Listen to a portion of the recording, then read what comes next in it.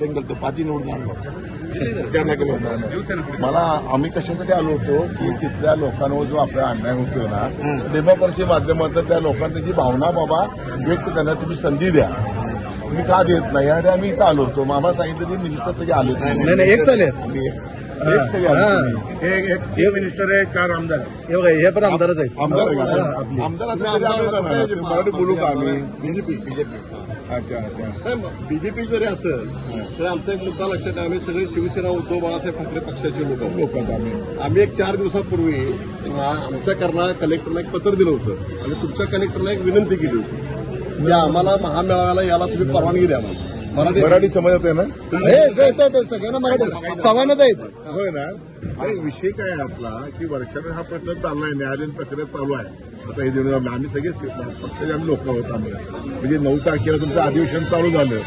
आमचा जो हक्क आहे डेमोक्रेसी आपल्याला इंडियामध्ये आहे प्रत्येक व्यक्तीला बाबा बोलण्याचा आणि याला अधिकार आहे. आमचं म्हणणं ऐकायचं तुम्ही ऐका नाही ऐका पण ते सगळं थांबवतात ना तिथं जबरदस्ती केली जाते. गव्हर्नमेंट तिथलं ಇಲ್ಲ ರೀ ಇವತ್ತು 9 ತಾರೀಕಿಗೆ ಮಹಾಮೇಳ ಇತ್ತು महामेळावा ಸಮಿತಿ हा MES ಇಂದು ಅವರು ಬ್ಯಾನ್ ಮಾಡ್ಯಾರ ಯಾರು ಸರ್ಕಾರ ನಾವು ಅದಕ್ಕೆ 8 आमदार आपल्या संपर्कात आहेत बीजेपीचे. त्यांना मी फोन करतो. बघा हे लक्षात ठेवा आमची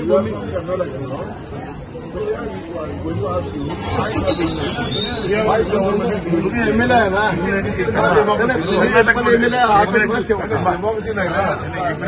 तुम्ही पण एमएलए आहे ना. आम्ही कर्नाटकमध्ये आम्ही तुमच्या स्थानमध्ये आहे. We are opposition they you should ask to the Karnataka ruling people. सांगायला पाहिजे ना. You are in the opposition you are आम्हाला बोलून फायदा नाही. सरकार आम्ही सुद्धा ऑफिसमध्ये हवं त्यासाठी अपोजिशनचं काम काय असते लोकांना न्याय द्यायचं काम काम चालू आहे. सभागृहात बोला तुम्ही ना आमची भूमिका मांडा तिथल्या लोकांना न्याय द्यायला तुम्ही लढतशाही नसावी. आपण लोकशाही आहे ती लोकशाही पाहिजे ना आपल्याला. कुणी बोलायचं नाही कुणी काय करायचं आपलं मत काय तुम्ही अपोजिशन बोला ना तुम्ही तिथं. महाराष्ट्र झालाच पाहिजे. बेळगाव विदर्भ हलकीसह संयुक्त महाराष्ट्र झालाच पाहिजे. मराठी माणसावर अन्याय करणाऱ्या कर्नाटक सरकारचा विकार असो मराठी माणसावर अन्याय करणाऱ्या कर्नाटक सरकारचा विकार असो मराठी माणसावर अन्याय करणाऱ्या कर्नाटक सरकारचा विकार असो. त्यांच्या आमचं तुमचं आहे एक मिनिट सांगा आमचं बघितलं होतं. एक मिनिट मग ऐका ऐका मला काय त्रास व्हायला आता भाऊ ऐका उद्या ओळख मराठी मी सांगतो हिंदी बोलायची नाही मी बोलतो हिंदी मी चलेगा. मी काय सांगितलं जरा ऐका. मी काय सांगणार तुमचं काय तुमचं रिक्वेस्ट आहे ते आमचं हे आम्ही सगळे आता कर्नाटकचे आमदार आहे. फक्त कर्नाटकचा रुलिंग पार्टीचा आमदार नाही आम्ही कर्नाटकमध्ये ऑपोजिशन आहे.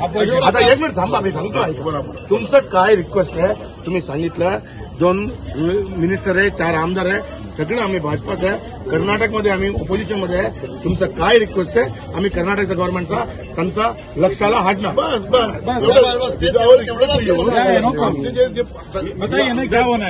नाही या अनेक वर्षापासून साहेब इथं जे चाललेलं आहे रस्ता चाललेला आहे की भाषा मंडळी चालल्यात ना तुम्ही आमचं काय चालल्यात ना तर तुम्ही द्या ना संधी बोलणाऱ्या लोकांना. तुम्ही तिथं भूमिका मांडा ना. तुमचं सुद्धा सरकार ज्यावेळेला होतं त्यावेळेला पण आम्हाला तीच परिस्थिती आहे. आम्हाला तर माहिती आहे काँग्रेस पक्षाचं सरकार आहे.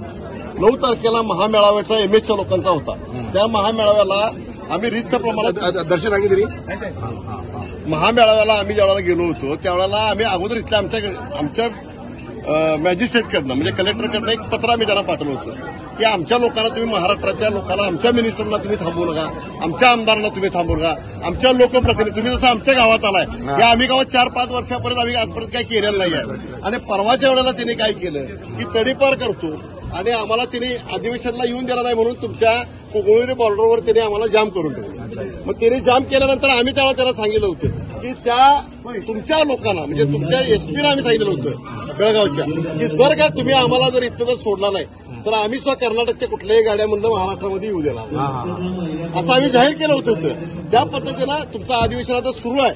आता हिवाळी अधिवेशन तुमचं खास अधिवेशन आहे. कृष्णा साहेब वारल्यामुळे तुमचं 1-2 दिवस काय तर बुधवारपर्यंत स्थगित आहे. आमची तुम्हाला विनंती आहे की या ठिकाणी असणाऱ्या महाराष्ट्रातून येणाऱ्या सर्व नेतेकरांना कर्नाटकमध्ये अडवलं जातं ते बंद झालं पाहिजे. जर बंद झालं नाही तर आम्ही सुद्धा कर्नाटकच्या कुठल्याही मंत्र्यांना इथे फिरू देणार. तुमचं झालं आता मी बोला की तुम्ही जे म्हणलं हे आजचं नाही, हे खूप 50 वर्षापासून माझ्या जन्म आता 55 आहे, त्या अगोदरपासून चाललेला आहे. कोर्टात विषय आहे. तरी हे तुमचं जे सांगितलं ते आम्ही विरोधी म्हणून उद्या आम्ही सरकारला बोलू. बस आम्हाला बाकी काय नाही. डेमोक्रेसी जिवंत पाहिजे ना, याच्याबद्दल बोलू. लोकशाही जिवंत पाहिजे आणि आपल्या संविधान जिवंत पाहिजे. बोलू. आमदारांना तुम्ही अडवलंय, काय नेमका विषय होता? कोल्हापूर जिल्ह्याच्या कलेक्टरना आम्ही कळवलं होतं की महामेळाव्याला परवानगी तिथल्या कलेक्टरने द्यावी बेळगावच्या. त्यांनी परवानगी दिली नाही. आणि त्याचबरोबर मी आमचे उपनेते संजय पवार साहेब, सुनील मोदी आम्हाला सर्वांना या ठिकाणी कर्नाटकामध्ये जाण्यासाठी आम्हाला बंदी घातली. 9 तारखेला शिवसेना उद्धव बाळासाहेब ठाकरेचे हजारो शिवसैनिक जात असताना या कोगनुळी नाक्यावर त्यांनी अडवलं आणि महामेळाव्याच्या टायमाला अटक करून दडपशाहीचं धोरण मराठी भाषिकांच्यावर केलं. हे आम्हाला पसंत पडलेलं नाही आहे. आणि ज्या पद्धतीनं आज आम्ही जर कर्नाटकात जात असो, जर कर्नाटकचे लोक पोलीस आम्हाला जर अडवत असतील तर शिवसेना उद्धव बाळासाहेब ठाकरे पक्षाच्या वतीनं कर्नाटकाच्या मंत्र्यांना, कर्नाटकाच्या येणाऱ्या लोकप्रतिनिधींना, अधिकाऱ्यांना आम्ही अडवणार असं आम्ही जाहीर केलं होतं. त्या पद्धतीनं आज आम्ही या ठिकाणी कर्नाटकाचे जे माजी मंत्री होते त्यांना त्या ठिकाणी अडवलं. विधानसभेचं हिवाळी अधिवेशन बेळगावमध्ये खास करून सुरू आहे. या अधिवेशनामध्ये आम्ही जी आमची तुमची भूमिका मांडली ती भूमिका आपण सुद्धा मांडली पाहिजे अशी आम्ही त्यांना विनंती सुद्धा केली.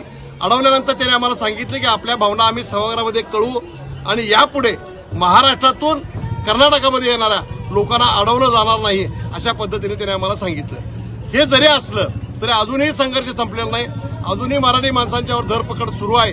आम्ही कोणत्याही परिस्थितीमध्ये कर्नाटकाच्या मंत्र्यांना महाराष्ट्रामध्ये आणि कोल्हापुरामध्ये फिरू देणार नाही.